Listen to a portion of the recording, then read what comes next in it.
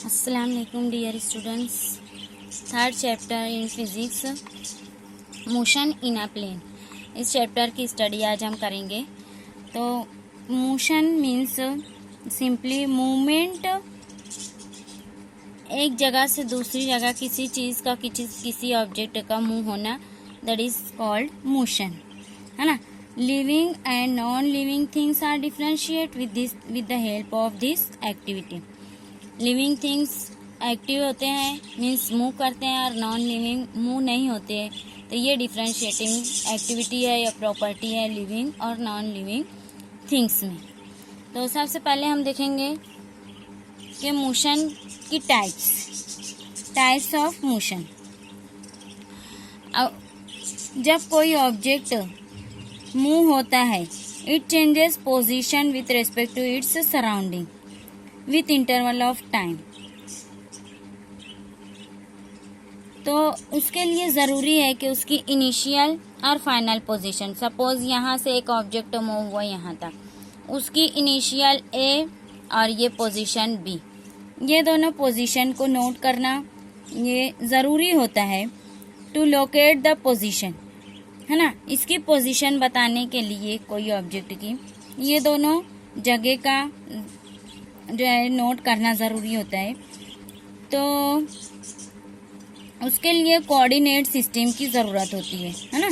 Coordinate system में हम बताएंगे कि ए पॉइंट और बी पॉइंट कहाँ पर है ना। कोऑर्डिनेट सिस्टम आगे बताऊंगी मैं, कोऑर्डिनेट सिस्टम के ज़रिए किस तरह से बताते हैं लोकेशन। अब सपोज टाइप्स ऑफ मोशन पहले ये देख लेते हैं, 1 डायमेंशनल, 2 डायमेंशनल एंड 3 डायमेंशनल। ये 3 टाइप्स हैं मोशन की। अब जो पहली है 1 dimensional motion along a straight line. कोई भी ऑब्जेक्ट एक जगह से दूसरी जगह इस तरह से स्ट्रेट लाइन में मूव हुआ, means it is 1 dimensional motion. Object move in a straight line, एक लाइन में ऑब्जेक्ट मूव हो रहा है, ये 1 डायमेंशनल मोशन कहलाती है। 2 dimensional motion in a plane, है ना। एक प्लेन में, किसी प्लेन में, मीन्स इस तरह से जिसकी एक्स और वाई एक्सिस हो, ये प्लेन में कोई ऑब्जेक्ट यहाँ से यहाँ मूव हो रहा है, तो ये उसकी मूवमेंट कहलाएगी 2 डायमेंशनल मोशन, है ना। Object in a curved plane, एक कर्ड प्लेन में, एक प्लेन में या एक सिंपल प्लेन में, स्वाई प्लेन में ऑब्जेक्ट जब मूव होता है तो that is motion of 2 dimensional, है ना, motion in a plane. 3 dimensional motion किसको कहते हैं? When the object move in space, है ना, मोशन इन स्पेस। यानी यहाँ पे हम तीनों डायमेंशनल लेंगे, एक्स, वाई और जेड प्लेन, तीनों प्लेन में ये एक पार्टिकल की मोशन जो है, ये जहाँ भी जा रहा है, इधर या किधर भी, तो इसकी मोशन को जो है 3 डायमेंशनली हमको बताना है, एक्स, वाई और जेड प्लेन में। तो इसको बताने के लिए ये दोनों पोजीशन जो है सिलेक्ट करेंगे, x1, y1, z1, और इसकी पोजीशन x2, y2, z2। ये तीनों कोऑर्डिनेट लेकर जो है हम 3 डायमेंशनल मोशन या मोशन इन अ स्पेस जो है वो बताएंगे। तो ये 3 टाइप्स हुई, 1, 2 एंड 3 डायमेंशनल ऑफ मोशन, है ना। ये मोशन की 3 टाइप्स। अब उसके बाद देखेंगे हम कोऑर्डिनेट सिस्टम। रेक्टिलिनियर मोशन के लिए ये कोऑर्डिनेट सिस्टम मीन्स क्या होता है, यहाँ पे ये 0, 0, एक्स और वाई एक्सिस पर दोनों जगह दोनों कोऑर्डिनेट्स यहाँ पे 0 होते हैं। ये एक्स एक्सिस पर 1, 2, 3, 4 इस तरह से कोऑर्डिनेट्स पॉजिटिव एक्स डायरेक्शन, और ये कहलाते हैं -1, -2, -3 negative x direction, coordinates of negative x direction. इसी तरह से ऊपर की तरफ 1, 2, 3, 4 पॉजिटिव वाई डायरेक्शन, और नीचे की तरफ -1, -2, -3 निगेटिव वाई डायरेक्शन। ये कोऑर्डिनेट सिस्टम है। अब यहाँ पे हम सपोज किए एक पॉइंट एक्स है, इसकी पोजीशन एक्स, है ना, तो इसका कोऑर्डिनेट है 2। सपोज ये मीटर में है, ये 2 मीटर, और ये x2 जो है बॉडी x1 से x2 तक, यहाँ से यहाँ तक एक ऑब्जेक्ट मूव हुआ, तो इसकी मूवमेंट हमको मालूम करना है, मोशन किस तरह से।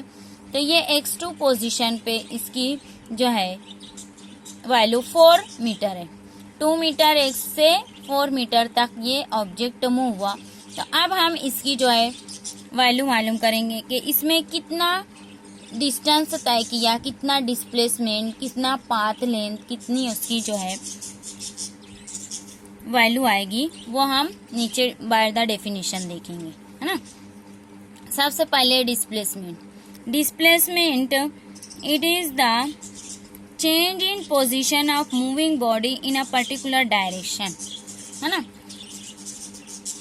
कोई भी बॉडी का पर्टिकुलर डायरेक्शन में जो है मूव होना या पोजीशन का चेंज होना, and given by a vector from initial to final position. इसकी डेफिनेशन यहाँ पे लिखी हुई है, the difference between position vectors of object at 2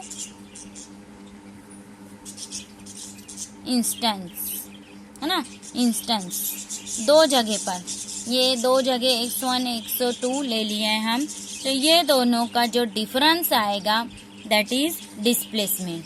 तो डिस्प्लेसमेंट को s से डिनोट करते हैं, और या delta x is equal to x2 minus x1, ये 4 माइनस 2, ये हो गया 2 मीटर, है ना, 4 माइनस 2 2 मीटर।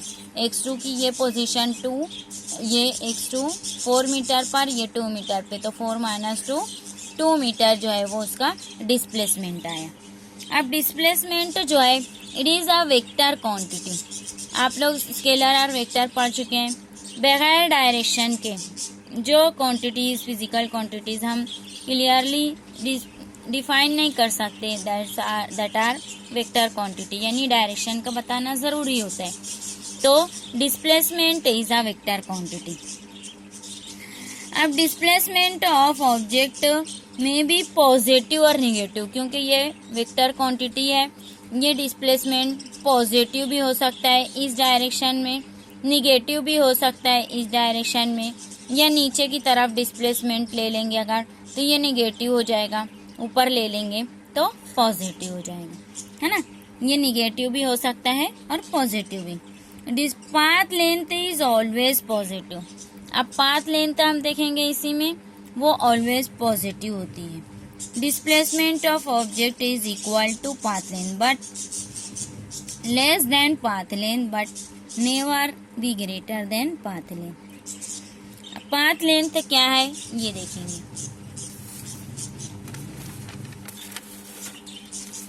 पाथ लेंथ यहाँ पे डेफिनेशन लिखी हुई है, the actual distance travelled by the object during its motion. कोई भी ऑब्जेक्ट की जो है एक्चुअल डिस्टेंस जो वो कवर करता है during its motion, that is called path length. अब जैसे x2 की पोजीशन हम लिए थे 4 मीटर और x1 की लिए थे 2 मीटर, तो delta x is equal to x2 minus x1, ये डिस्प्लेसमेंट है। Displacement is equal to 2 metre हमारा मिला। पाथ लेंथ इसका कैलकुलेट करेंगे तो 4 + 2 इज इक्वल टू 6 मीटर, ये पाथ लेंथ है ना।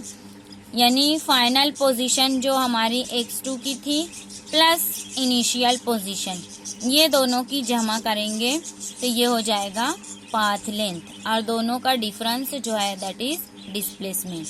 Displacement is vector quantity and path length is scalar quantity. उसके बाद देखेंगे एवरेज वेलोसिटी, या सिर्फ वेलोसिटी पहले देखेंगे। वेलोसिटी क्या होती है? It is the change of rate of change of displacement with respect to time. Velocity क्या होती है? Rate of change of displacement with respect to time, है ना। This is velocity. ये वेलोसिटी की डेफिनेशन। वेलोसिटी भी वेक्टर क्वांटिटी है। अब अगर हम डिस्प्लेसमेंट लेंगे और वेलोसिटी की यूनिट मीटर पर सेकंड है ना। डिस्टेंस अपॉन टाइम उसकी यूनिट हो जाएगी मीटर पर सेकंड। तो एवरेज वेलोसिटी और इसकी यूनिट हो जाएगी मीटर पर सेकंड, और इसका डायमेंशन भी आप निकाल सकते हो, मीटर लेंथ 1 और टाइम -1 है ना, L1 T -1 M0, ये डायमेंशन हो जाएगा वेलोसिटी का। अब एवरेज वेलोसिटी किसको कहते हैं वो देखेंगे हम। ये भी वेक्टर क्वांटिटी है। The displacement of object divided by time interval. Displacement of object divided by time interval. Displacement को हम लेते हैं delta x, that is x2 minus x1, उसको time interval t2 minus t1 से डिवाइड करने पर ये हमको मिलेगी एवरेज वेलोसिटी। अब एवरेज वेलोसिटी कैलकुलेट करते हैं हम। x2 पोजीशन, x2 के लिए हम 4 मीटर लिए थे और x1 पोजीशन के लिए 2 मीटर लिए थे, तो 4 माइनस 2, और टाइम इंटरवल जो है वो t1 जो है वो 0 से शुरू होके 1 मिनट तक के ये डिस्टेंस कवर करता है, तो 1 माइनस 0 यानी t2 माइनस 0, ये हो जाएगा 2 मीटर पर मिनट है ना। ये डिवाइड 1 आया अपॉन मीन्स पर मिनट, 2 मीटर पर minute, it is called average velocity. ये क्या मालूम हो गई हमारी एवरेज वेलोसिटी है ना। अब इसी तरह से इंस्टेंटेनियस वेलोसिटी देखेंगे। इंस्टेंटेनियस वेलोसिटी क्या होती है? It is the time limiting value of average velocity of object over small time interval when, means इसको जो है delta t tends to 0, very short time के लिए लिमिट ले लेंगे, limit of t tends to 0, यानी वेरी शॉर्ट टाइम के लिए limit delta x, that is it is nothing but displacement with respect to delta t यानी time interval है ना।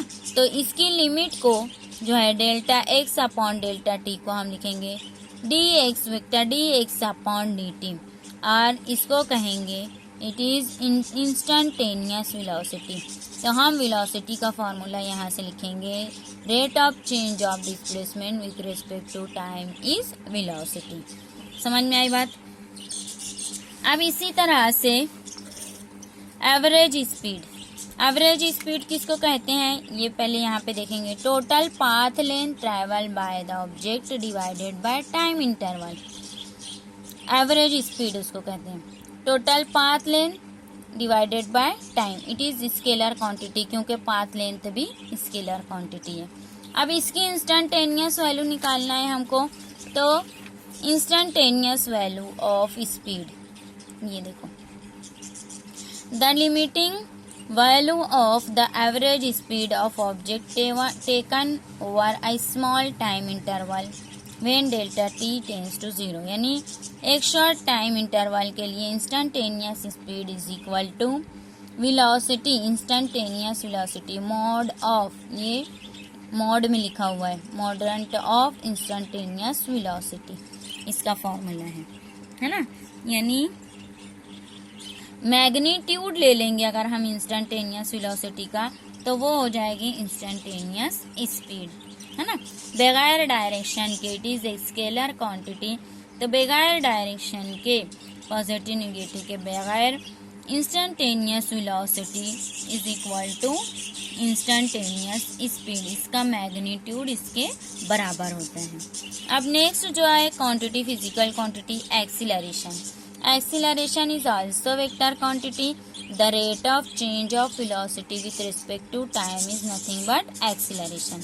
ये आपको डेफिनेशन पता है ना। एक्सीलरेशन की यूनिट है मीटर पर सेकंड स्क्वायर और डायमेंशन m0 L1 t -2 है ना, मीटर का L1 t -2 सेकंड का। अब एवरेज, इसका एवरेज और इंस्टेंटेनियस मालूम करना है, तो acceleration average is equal to v2 final minus v1 initial velocity with respect to time interval t2 minus t1, ये हो जाएगा एवरेज एक्सीलरेशन। है ना। इसी तरह से इंस्टेंटेनियस एक्सीलरेशन मालूम करने के लिए हम लिखेंगे limit of delta T tends to 0, very short time के लिए डेल्टा वी यानी change in velocity with respect to time interval, delta T is equal to D V upon D T, it is vector quantity, and limiting value of average acceleration when delta t tends to 0, this is called instantaneous acceleration। ये average acceleration और limit के साथ उसको लिख देंगे very short time के लिए, तो वो हो जाएगा इंस्टेंटेनियस एक्सीलरेशन। तो ये तमाम फिजिकल क्वांटिटीज़ अभी हम आज पढ़े, उसकी यूनिट डायमेंशन और उसका फॉर्मूला जो है वो ऑब्टेन किए। अब नेक्स्ट लेक्चर में जो है इन्हीं तमाम फिजिकल क्वांटिटीज़ को ग्राफिकल फॉर्म में हमको रिप्रेजेंट करना है, तो वो नेक्स्ट लेक्चर में देखेंगे।